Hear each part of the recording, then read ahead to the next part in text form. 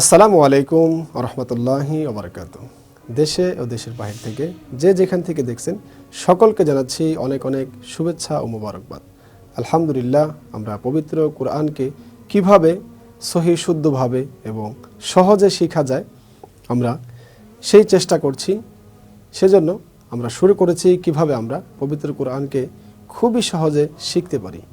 প্রিয় দর্শক, আমরা শিখেছিলাম গত পর্বে যে হরফগুলো শিখেছিলাম, নিশ্চয়ই আপনাদের মনে আছে।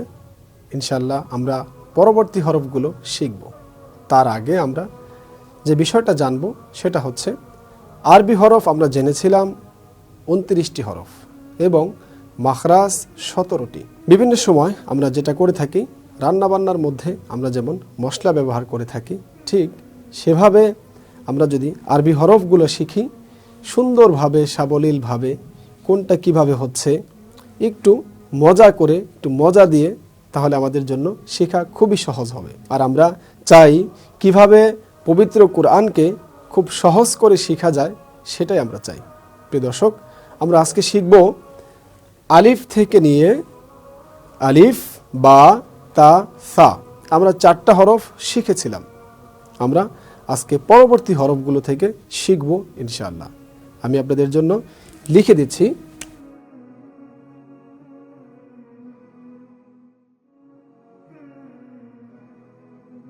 এই হরফটার নাম হচ্ছে জিম। আমরা পড়েছিলাম আলিফ, বা, তা, সা। 4টা হরফ পড়ার পরে এই হরফটা আসবে, এটা হচ্ছে জিম। জিমটাকে আমরা কিভাবে পড়ব?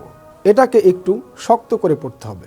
অর্থাৎ আমি যদি বলি জিম জিম, যদি আমি একটু টান দিয়ে পড়ি তাহলে আমার জন্য শেখা খুবই সহজ হবে। তাহলে আমরা আবার পড়ি জিম। দেখুন, এই জিম হরফটার মধ্যে একটা নোক্তা রয়েছে, অর্থাৎ পেটে। জিম হরফের নোক্তা কখনো পেটে থাকবে, কখনো নিচেও থাকবে। তারপরে আসি আমরা পরের হরফ। এই হরফটার নাম হচ্ছে হা। দেখুন, জিম এবং হা এই 2টা হরফ দেখতে ঠিক একই। তারপরে আসি আমরা আরও একটা হরফ, আমাদের বোঝার জন্য খুবই সহজ হবে।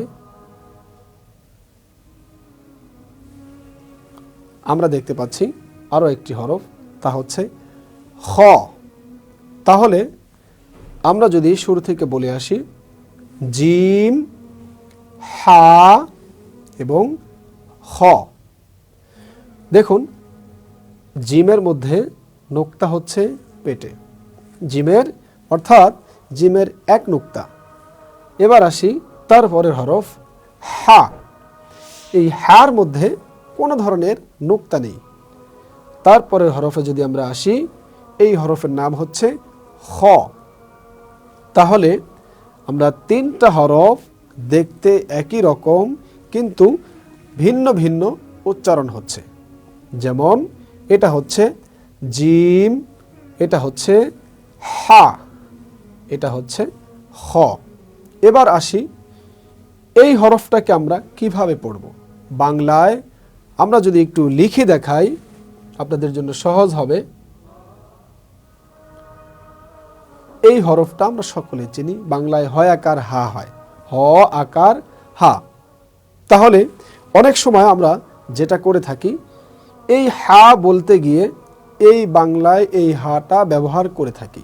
মনে রাখতে হবে, এই হাটা এখানে ব্যবহার করা যাবে না। তাহলে আমরা কিভাবে ব্যবহার করব? আমরা যখন এই হা উচ্চারণ করব, কিছুটা গলার মধ্যে চেপে আসবে। হা হা হা হা, ঠিক এরকম আসবে। তাহলে আমরা বাংলায় এই হ আকার হা আমরা পড়ব না। তাহলে আমরা এটা যেহেতু পড়ব না, আমি এটাকে মুছে দিচ্ছি।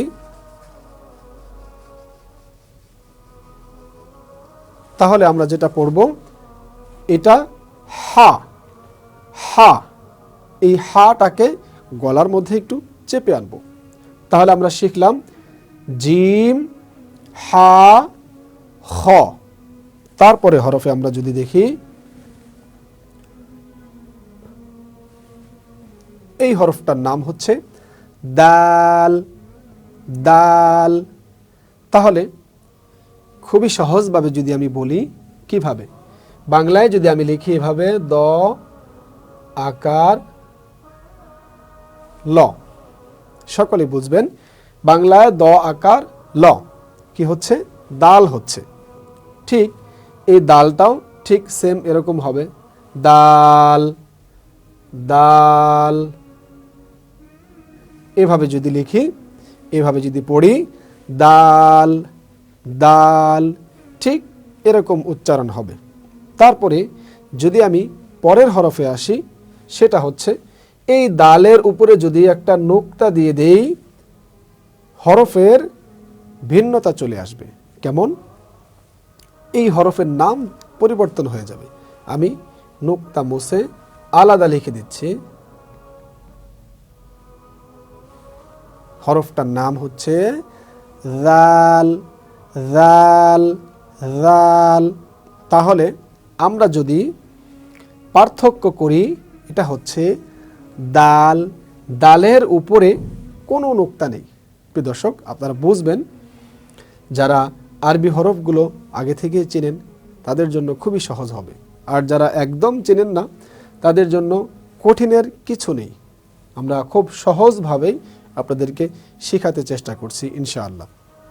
আমরা যদি এখান থেকে আবার বলে আসি, জিম হা খ দাল রাল।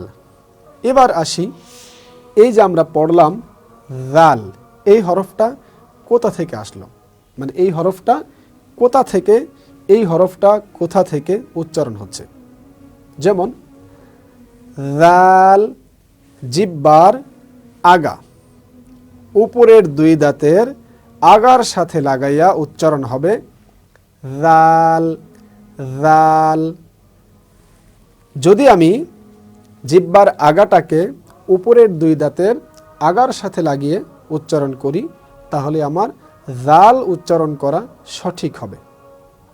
আমাদেরকে বেশি বেশি পড়তে হবে। কেমন? প্রত্যেকটা হরফকে যদি আমি কমপক্ষে 100 বার পড়ি, তাহলে আমার জন্য খুবই সহজ হবে। কারণ আমরা জানি প্রত্যেকটা হরফ তিলাওয়াত করলে কমপক্ষে 10টা নেকি হয়। আল্লাহ রাব্বুল আলামিন যদি প্রত্যেকটা হরফে কমপক্ষে 10টা নেকি দেন, তাহলে আমি যদি 100 বার প্রত্যেকটা হরফকে তেলাওয়াত করি, তাহলে আলহামদুলিল্লাহ আমরা আশা রাখতে পারি আল্লাহ রাব্বুল আলামিন অনেক সওয়াব দিবেন, এবং এরই সাথে আমার পড়াটাও হয়ে যাবে ইনশাআল্লাহ। তাহলে আমরা যেটা পড়ছিলাম, জিম হা খ দাল রাল। তাহলে আমরা 5টা হরফ শিখলাম। যেহেতু আমরা অল্প সময়ের মধ্যে কিভাবে খুব সহজে কোরআন শেখা যায় আমরা সেই চেষ্টা করব, সেজন্য আমরা আজকে আরও বেশ কিছু হরফ শিখে ফেলবো ইনশাআল্লাহ।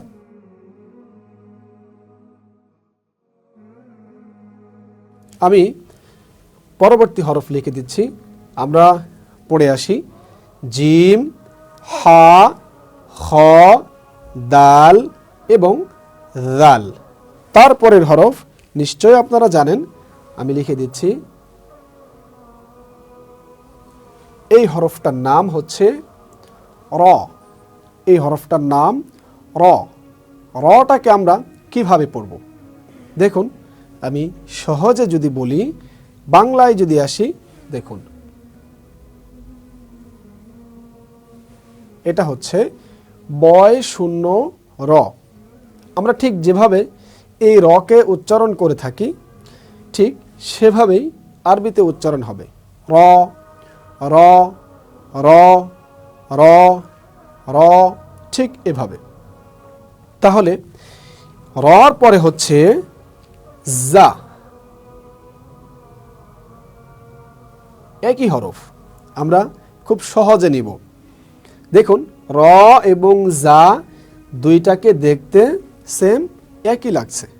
পার্থক্য কোথায়?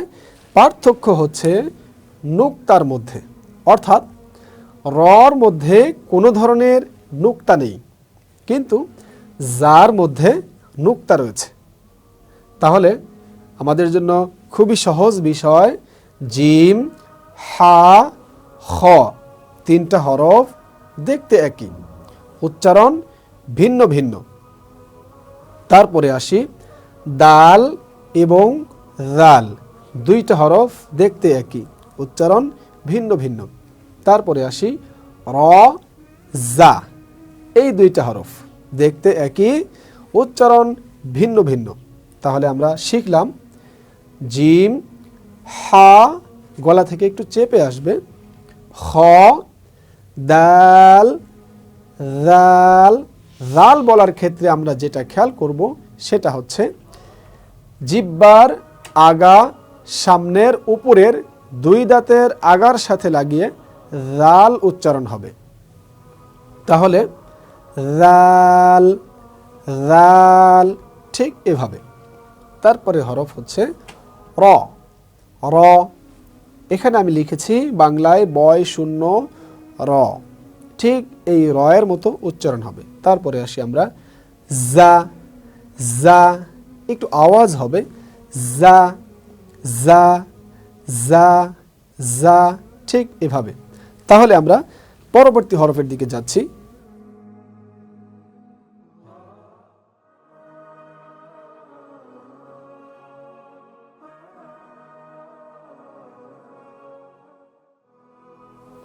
এই হরফটার নাম হচ্ছে সিন। প্রিয় দর্শক, আমরা যদি একসাথে বলি সিন, সিন। দেখুন এখানে তিনটা মাথা হবে, এক মাথা, দুই মাথা, তিন মাথা। ছোটবেলায় অনেকেই পড়েছেন তিন মাথা, এটা হচ্ছে সিন। অর্থাৎ সিনটা উচ্চারণ হবে সি, সি, সিন, ঠিক এভাবে। তারপরে হরফে যদি আমরা যাই, দেখতে একই, উচ্চারণ ভিন্ন।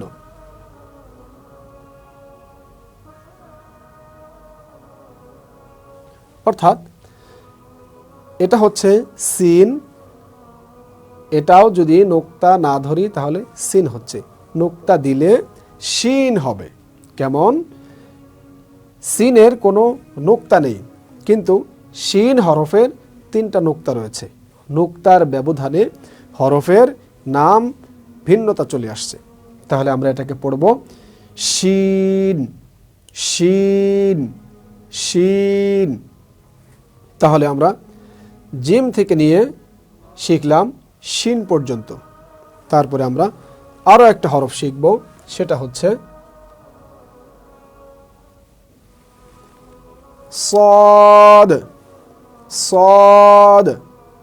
ঠিক এভাবে শেষে একটা বলকে যেভাবে দূরে নিক্ষেপ করলে বা সামনের কোনো দেয়ালে নিক্ষেপ করলে যেমন ড্রপ খেয়ে নিজের কাছেই ফিরে আসে, তো ঠিক সদ উচ্চারণ করতে গিয়ে ঠিক সেভাবে উচ্চারণ হবে।